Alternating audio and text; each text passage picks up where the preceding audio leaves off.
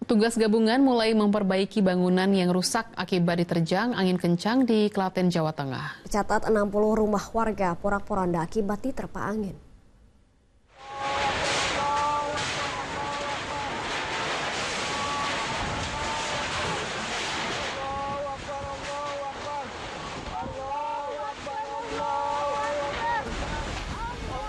Gambar udara memperlihatkan kerusakan pabrik briket dan puluhan rumah warga di Desa Jambu Kulon, Kecamatan Ceper, Klaten, Jawa Tengah.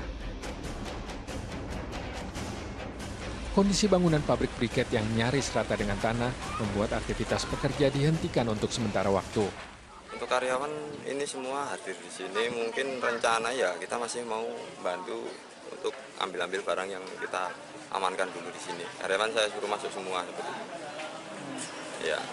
Untuk operasional di sini jadi tutup dulu? Tutup dulu, Pak. Saya belum tahu sampai kapannya, gimana saya belum tahu. Petugas dan relawan mulai membersihkan reruntuhan bangunan.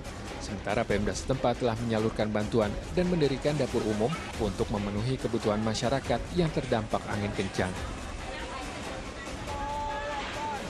Tercatat 60 bangunan di Desa Jambu Kulon, Kecamatan Ceper, Klaten, porak-poranda akibat diterpa angin kencang pada Senin petang.